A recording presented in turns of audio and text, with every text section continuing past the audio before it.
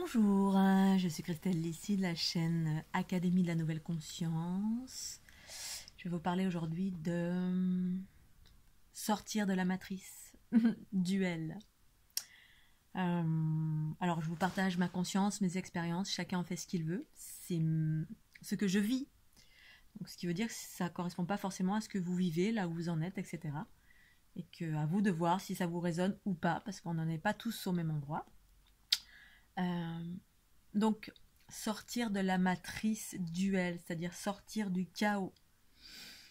Qu'est-ce que ça veut dire pour moi Alors, je fais cette vidéo parce que j'entends pas mal de personnes qui observent, entendent et voient pas mal de personnes qui souffrent et qui veulent l'harmonie, qui veulent vivre l'harmonie, la joie, la conscience, l'abondance. Et puis, on est tout le temps en mode souffrance, en disant « Oh là là, ce monde, il est terrible ». Il est affreux, il se passe plein de choses parce que en fait on a notre regard qui est profondément à l'extérieur de nous, en majorité porté sur le monde extérieur, sur la souffrance extérieure. Et donc en cela on souffre parce qu'on pense que c'est le monde entier qui va changer. Et nous, quand on vit dans ce monde, eh bien, même si cette souffrance-là, elle n'est pas vécue dans notre quotidien, eh bien on souffre beaucoup de cela. Et on se dit, oh là là, je souffre parce que le monde est terrible, les lois sont terribles. Bref, et du coup, on développe un fort sentiment de victimisation parce qu'on est tout le temps à l'extérieur ou parce qu'on s'apitoie en permanence sur les souffrances du monde. Parce qu'effectivement, ce monde est rempli de souffrances, mais ce monde est également rempli d'amour et de beauté. Et qu'en fait, cette différence entre ces deux aspects dépend que de votre regard. Et le secret pour moi, c'est justement sortir de ce monde, sortir de la matrice, c'est sortir de la souffrance par l'émergence de la conscience en soi, qui permet de rentrer à l'intérieur de soi, en se détachant en totalité de l'extérieur.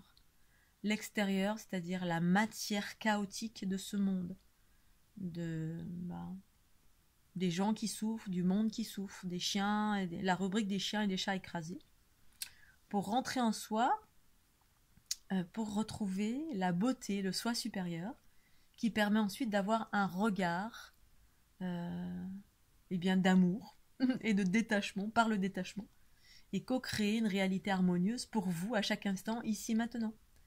Parce que le monde extérieur, vous ne pouvez rien pour le changer. Vous ne maîtrisez pas, vous ne contrôlez pas.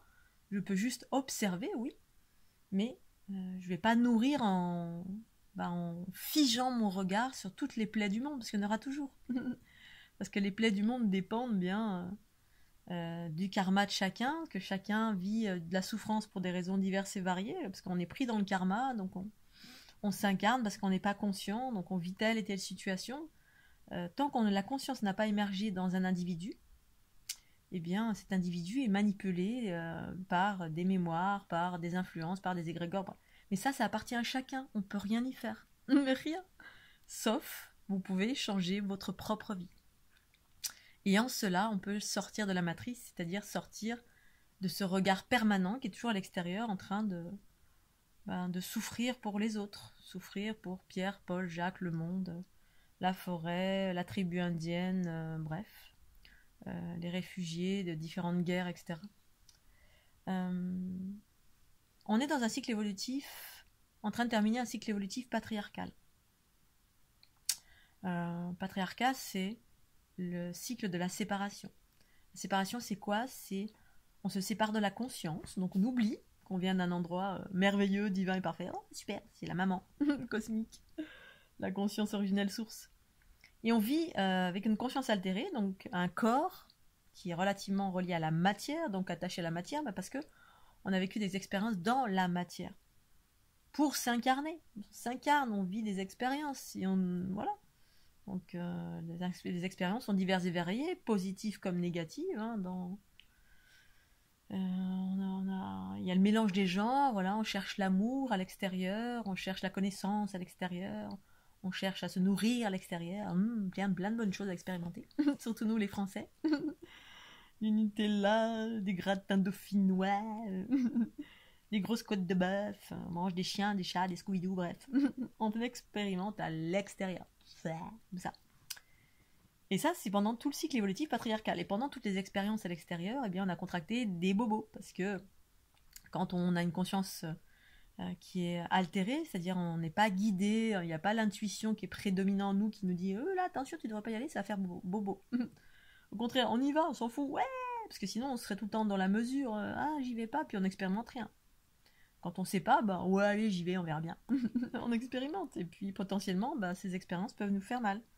C'est comme ne pas savoir ce que c'est une prise électrique quand on est bébé, et puis on est juste guidé par le corps, une conscience altérée. Puis on va mettre les doigts dans la prise parce qu'on ne sait pas ce que c'est. Aïe, ça fait mal.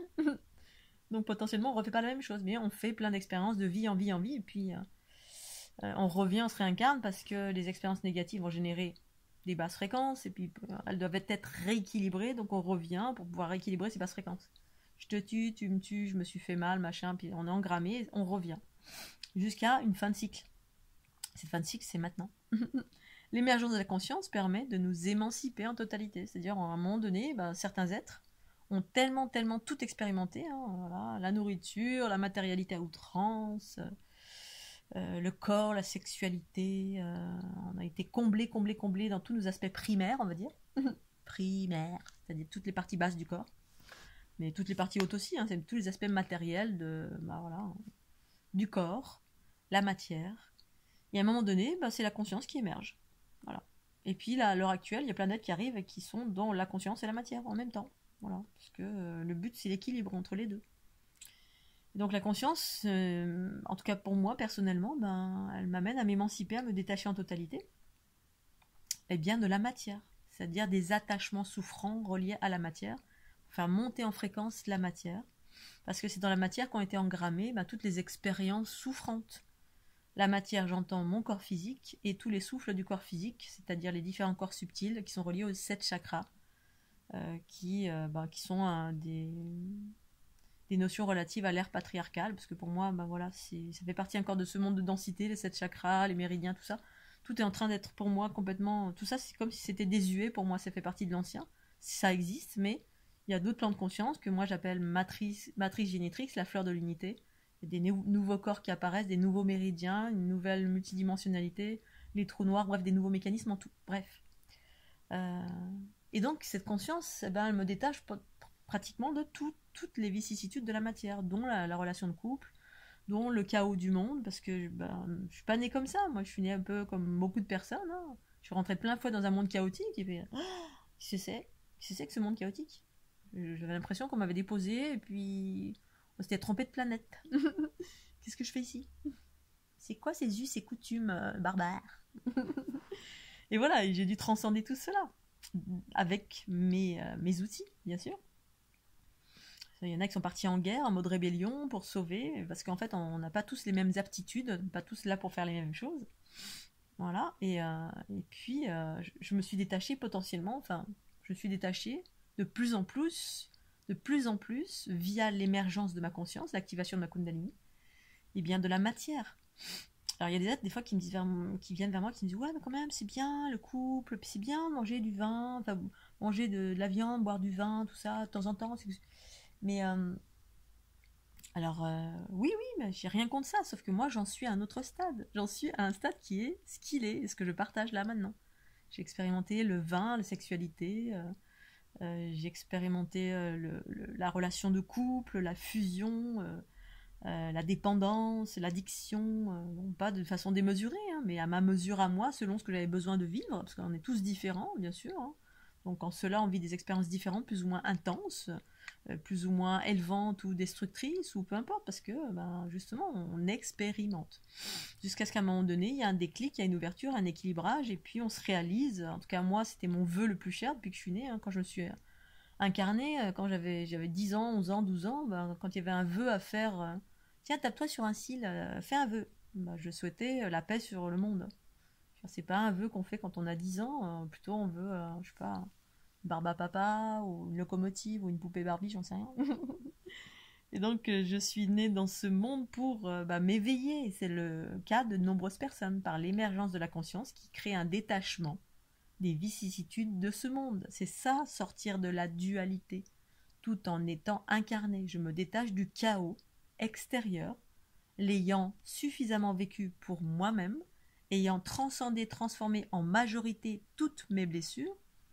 Et parfois, force est de constater que ça revient parce que on est dans un monde d'influence en permanence. Sauf que la conscience, alors permet chez moi d'absorber ce qui vient vers moi quand je fais des soins ou quand je dois absorber des choses parce que c'est ma conscience qui décide et je transforme les basses fréquences, ou de m'en détacher, c'est-à-dire faire un autre choix. Un choix conscient, c'est je vois surgir une situation avec Pierre, Paul ou Jacques où ça va mener vers l'ego, machin, tout ça. Et puis j'ai le choix de me dire non, finalement, non, j'ai plus envie de vivre le truc de couple avec l'ego, là. C'est toi, non, c'est toi. Parce que je vois clairement qu'il y a des choses qui surgissent, le karma, les manipulations. Et c'est ça, en fait, devenir libre. Pour moi, en tout cas, là où j'en suis aujourd'hui, pour garder mon énergie, parce que je réfléchis en termes d'énergie et de haute fréquence, pour faire autre chose de plus vaste, amour universel. Bon, ça veut pas dire que je suis infaillible, hein. Peut-être demain, je serai à nouveau en couple, peut-être demain, je vais remanger de la viande, peut-être je vais fumer des cigarettes, ou j'en sais rien. Mais je me sens comblée de tout, quasiment. C'est comme si j'ai traversé une période dans ma vie où j'allais dans les boutiques de nourriture, je me disais, qu'est-ce que je vais manger? Comme si même ça, j'étais détachée. Ça fait longtemps. Ça fait déjà, voilà, quand j'ai commencé à désaddicter mon corps, de tous les produits chimiques, de tout ce qu'on met dans notre corps. Voilà, quand on est jeune, on s'en fout. Hein, coca, soda, champagne, vin, bref, on expérimente plein de choses. Puis à un moment donné, selon qui on est, d'où on vient et ce pourquoi on est là sur la planète, voilà, il se passe autre chose. Des addictions. Qui m'a amené progressivement à un moment donné me dire, mais j'avais même plus tous les plats il n'y a plus rien qui faisait fantasmer, quoi. Il n'y aurait plus rien, sauf la conscience. La conscience, les expériences, les dons. Mais tout ce qui était relié à la matière, ça me faisait plus la matière, voilà, possession, matière, nourriture. Il n'y a plus rien qui me faisait fantasmer, qui me faisait vibrer. Là, une boutique avec plein de bonne nourriture. Qu'est-ce que je vais manger? Plus envie. Bon, allez, je vais m'acheter une carotte. Soyons fous. Alors, d'un regard extérieur, une personne peut dire, mais comme c'est triste ta vie, oh là là. Tu bois plus, tu fumes plus, tu manges plus de Nutella, t'es célibataire. Mais qu'est-ce que tu fais? Et je m'éclate, je vis la joie du cœur, les micro-orgasmes de la Kundalini. Je fais exactement ce que je veux, quand je veux, je suis au service d'une conscience plus vaste et j'explore de la multitude. C'est-à-dire l'exploration de la conscience, c'est tellement, tellement extraordinaire. Et puis voilà, et puis j'ai passé une phase aussi où j'ai eu plein d'émergences de vie antérieure aussi. Certains me disaient, mais ouais, quand même, t'as pas d'enfant, c'est triste. Parce que c'est à chaque fois qu'on vous reproche une chose, ou qu'on vous dit une chose, ou qu'on vous conseille une chose, c'est toujours les appréciations de l'autre par rapport à cette chose-là. Et je me suis souvenu plein de choses. Voilà, je me suis vue, alors, des choses qui m'appartenaient ou pas, hein, mais j'ai eu une période où voilà, je faisais des rêves éveillés, où je me voyais dans d'autres vies, comme étant une ermite, comme étant une chamane, comme étant une indienne, comme étant une maman, voilà, avec des gros seins qui allaitaient des enfants. Donc voilà, imaginez que vous vous souvenez de toutes vos vies, parce que là, on se dit, oui, mais t'as toute ta vie, là, regarde, t'as plein de choses à faire encore, mais en fait, on a déjà fait 40 milliards de choses pour certains. Alors que ces choses m'appartiennent ou pas, parce que voilà, maintenant, je sais pas, ça m'appartient ou pas, toutes ces expériences, puisque j'ai eu des détachements de conscience à un point tel que je me suis vue où tout ce qui appartenait sur cette planète, c'était même les expériences, même ce que je pensais être, c'était même pas moi. C'est comme si la conscience, en fait, elle fait absolument pas partie de cette planète. Et en fait, c'est une réalité. Pour moi, la conscience n'est pas de ce monde, du tout. Elle est cosmique. Elle peut être incarnée ou fabriquer n'importe quel corps et puis expérimenter à travers ce corps, mais et puis une fois que c'est terminé, c'est terminé. Voilà, elle est éternelle. Elle peut passer d'un corps à un autre et faire des bonds comme ça complètement quantiques d'une dimension à une autre. Et en cela, oui, effectivement, toutes ces expériences qu'on pense avoir vécues, parfois, pour certains, c'est des implants. Alors, les implants, ils appellent ça des implants positifs. Les implants positifs, c'est incarner des souvenirs pour faire croire qu'on fait partie de ce monde, pour absorber des choses, créer des résonances. Alors, l'empathie, c'est aussi absorber des choses négatives de quelqu'un. Par exemple, pendant le tour du monde, j'avais des douleurs atroces pendant 6 mois et puis ça m'a permis du coup d'absorber toutes les vicissitudes sexuelles dans toutes les régions où j'ai pu aller pour absorber des égrégores de masse. Et en fait, ce que j'avais en résonance, qu'il y avait en moi, ça m'appartenait en rien. Ça appartenait à ma meilleure amie qui, elle, avait eu des soucis, voilà. Des gros problèmes dans sa vie. Et il est forcé de constater que la plupart du temps, c'était des choses que j'absorbais de Pierre, Paul, Jacques. Et en fait, c'était jamais le fruit du hasard. Toutes les rencontres que j'ai pu faire, c'était jamais le fruit du hasard. Parce qu'ensuite, ça me permettait d'absorber et de transformer. Parce que c'est pas le cas de tout le monde de savoir absorber et transformer. C'est des fonctionnalités. Voilà, vous arrivez sur une planète et hop, fonction, transformation, pour absorber les basses fréquences et en cela purifier cette planète de tous les agrégats négatifs. Et plein d'êtres font ça sur la planète. Donc, voilà, je voulais partager ça. Je sais plus quel était le thème de base. Mais moi, j'ai perdu le fil, du coup. Ça m'arrive pas souvent, mais ça arrive. Donc du coup, je vais peut-être m'arrêter là. Du coup,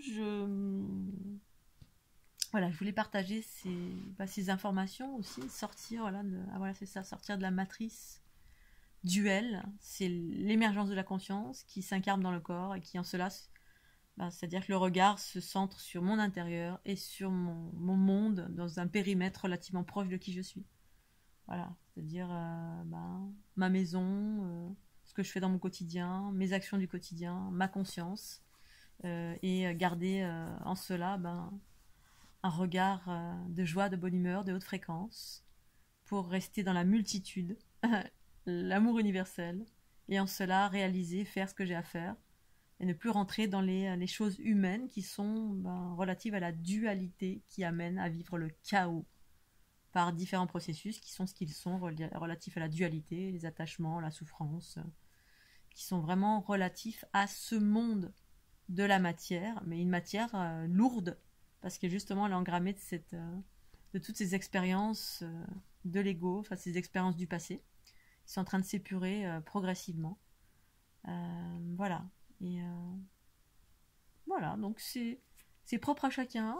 On n'en est pas tous là. Certains vont continuer à évoluer parce que voilà, parce qu'on n'est pas encore rempli suffisamment de la matière, parce que du coup, voilà, on peut être totalement dans la matière, mais la matière et l'esprit ensemble, parce que c'est ce vers quoi on va, pour moi.